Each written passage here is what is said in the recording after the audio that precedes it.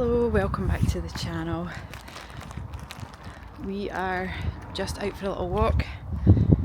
Got a few things to get at the shop. It's Monday lunchtime and had an early start this morning because I just have a long to-do list as always. But I just got stood up by someone on a call, which actually doesn't happen that much anymore. It has happened a lot in the past. But yeah, that's the first time for a while. Obviously she's just forgotten. And we all do it from time to time, but it's a bit annoying because when you've had something in the diary and that was booked in like at least a week ago, if not more, you kind of like work your day around the calls that you've got in your diary. So it's a bit annoying when you've done that and then it doesn't go ahead. And you know, anyway, I've used the time to do some outreach for a client that I wanted to get stuff done for today anyway, so that's worked out all right. Always use the time. If you get time back, that is like a business rule, I think. If you happen to get like time back from something that you thought you were going to spend time on and then didn't, make sure you use it wisely. So this is actually the first time I have worn a jacket but I just feel like I'm going to get rained on. But yeah, first time wearing a jacket for quite a while. But in this video I am going to talk about how to be a great podcast guest.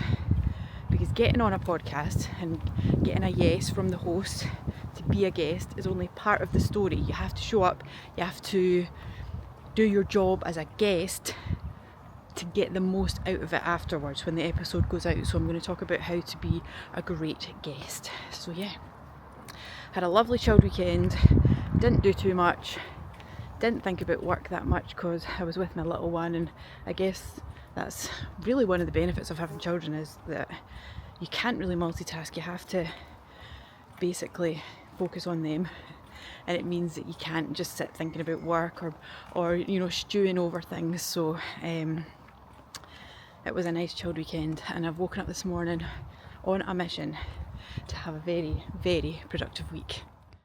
Okay, so let's talk about how to be a great podcast guest. And here I'm mainly talking about business podcasts and entrepreneurial type podcasts, educational ones. So I guess the main thing is, being a podcast guest, you first of all have to know what it is that you want to get out of it yourself. And I think that's maybe where a lot of people go wrong in the first place, because they almost expect that it's going to lead to tons of clients and, you know, an overnight change to their business. And the reality is that I think as podcast guests, we can hope and expect that from our podcast appearance, we will reach more people, reach new people, and bring some of them into our container, bring some of them into our world, where they then can follow us on socials, they can check out our stuff on our website, they can join our email list, whatever it might be. They're coming into our container and we can then nurture them from there. So that is really the aim of being a podcast guest in terms of like the business aim, if you like. It's bringing people from that podcast audience into your world, and then you can let them get to know you and what you do from there. So how to be a great podcast guest. Number one is give value. This is the ultimate way of connecting with your audience. It's the ultimate way of building trust. It's the ultimate way of building authority and expertise, is sharing what you know and doing that well, doing it concisely, doing it simply. What you want to do is give away as much knowledge and information as you can when you're appearing as a podcast guest, because what people on the other end of the podcast think is, wow, they think if that person is giving away that much information, what would it be like to work with them? What would it be like to follow them? It shows that you're a generous, giving, knowledgeable person who's happy to share your knowledge and who's happy to help other people win. And that just paints you in such a good light. And also, when you share your knowledge with people and they then do the thing that you've said to do and it works, it builds this trust that is so strong. Because if something that you've told them or advised that they do because it worked for you works for them, then they are 100% going to try the next thing that you tell them after that, or they're going to want to know more from you. So value, just think, how can I help the people who are listening on their own journeys, and make that the mission for your guest appearance. Okay, being a great podcast guest number 2 is all about being real. This is not for you to show how amazing you are, how perfect you are, how wonderful you are. This is for you to build connection with the audience. And we do that by keeping it real. We do that by not just sharing our wins, by sharing the things that went wrong, by sharing the mistakes that we made, the epic fails along the way that everyone has. And by trying to disguise them, you really, you do yourself a disservice and you make yourself look a bit daft. And B, you just don't build that connection, because whenever you talk about the downs as well as the ups and the failures as well as the wins, people relate to you so much more. And not only that, but it builds that level of trust, and it just feels more authentic. And that's how you want to show up. You don't want to show up putting a mask on, wanting to try and impress people. People are not impressed by wins all the time. People are impressed by honesty, by authenticity, and by basically sharing the hard times as well. So if we come back to our original aim of we want people to connect with us as a guest, and we want them to want to be part of our world after, then a great way to build that connection is being vulnerable, letting them in on some of the stuff we didn't do so well, and building that trust through real talk, basically. And the third thing is storytelling. So a lot of us are good at showing up and telling something that happened, but we could be better at storytelling. And storytelling involves sharing how you felt about the thing that happened. So it's not just saying this happened, then that happened, then I did this. It's talking about this happened and I didn't sleep for a whole night because I was so worried about it, or this happened and I have never felt so happy in all my life. So we're talking about how we felt, because the feelings and the emotions are the parts that people connect with, because we all have them and we can all imagine how we feel in different situations. So storytelling is really, really important when you're being a guest on a podcast. It's not just firing out loads of advice or information, it's doing it in a way that gives context. So tell the stories that illustrate the points that you're making. Tell the stories that showcase the lessons that you want to get across to other people. Because again, it shows you, it shows your personality, it shows that you can be trusted, and it just basically helps people who are listening to decide whether you are their cup of tea or not.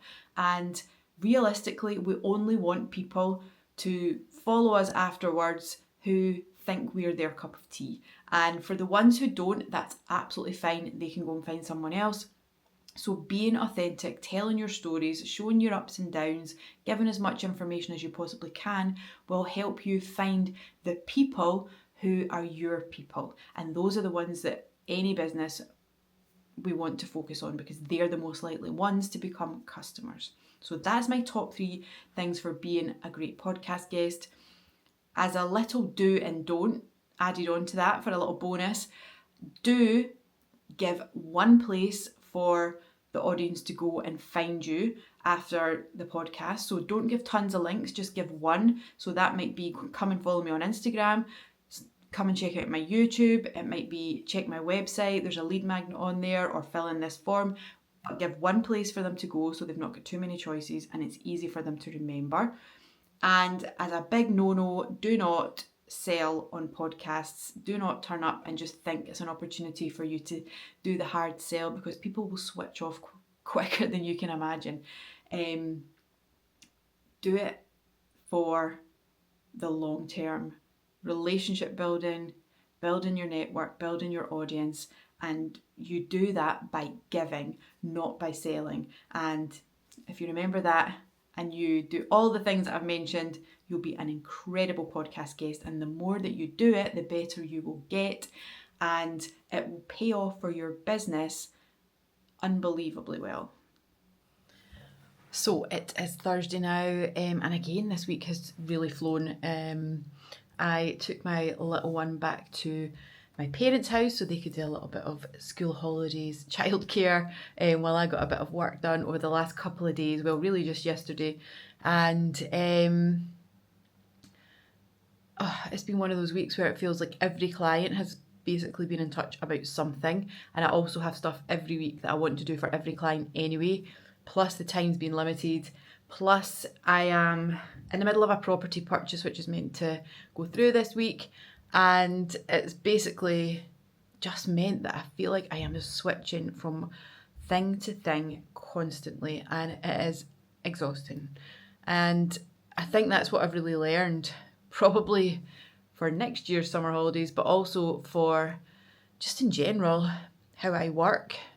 It's a good reminder that I need focused sessions on things, because all this dotting about from thing to thing to thing to thing, thinking about 12 things in the space of 1 hour does take its toll. And yeah, I've just been really tired this week. I've been getting up early as well because it's, those first few hours of the day are often the best time for me to get things done.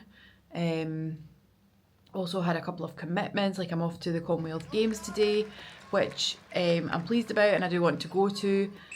It's, a memorable occasion. It's a great thing for Glasgow to have it, and obviously it doesn't come around that often that we have it here in Scotland. So I am sort of looking forward to that, but at the same time thinking about the trying to get stuff finished in time before I go. But there's loads of going on. It's all really positive, and this is not a complaint by any means. It's amazing. The clients that I've got, I absolutely love working with them, and there's exciting things on the go. Obviously, some weeks you think, oh, what am I doing it all for? What am I actually achieving for them?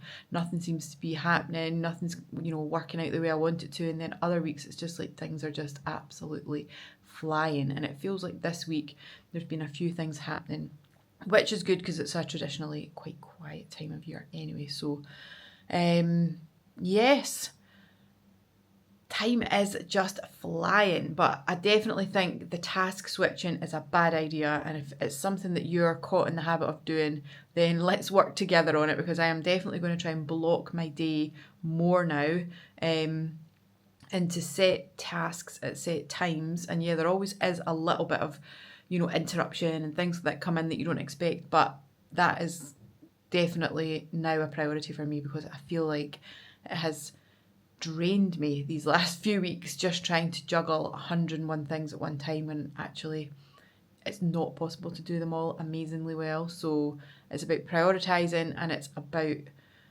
being clear on getting a task finished, focus on that task and move on to the next one instead of juggling like mad. Good morning. It's Friday morning. It's about 6:30. I am out for a nice early, nice long morning walk. It's going to be a busy day. It's absolutely beautiful here. The sun is shining and it's nice and dry. We've had lots of rain this week, so it's welcome. But yeah, it's been an interesting week. It's been a bit frustrating in some ways. It's been a little bit disjointed in some ways. There's a few things dotting about that aren't resolved. I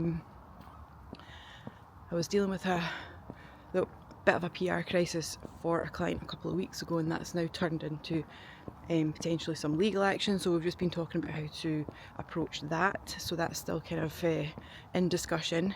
And then I've been back and forth with an event that I've got a few clients speaking at, just about speaker times, speaker topics. So again, we're still sort of finalising a few things on that. So, but other than that, it's been good. We've had a nice couple of client opportunities, got some coverage for a client in some London media, had a couple of client podcasts come out, I think. So yeah, got a client confirmed at an event as a speaker. So lots going on, considering it's summer. It has been a busy few weeks, and the energy is a little bit different in summer. People are a lot more relaxed. There's a lot more people out of office on holiday, and you just have to go with it. It takes a bit longer to get things done sometimes in the summer, but it's all good. I hope you have found this video helpful, and as always, if you're watching, if you have watched any of it, if you're watching now, thank you so much. I really appreciate it. Do like and subscribe if any of this is useful for you, or if you're enjoying it for any reason, and I will see you again the next time.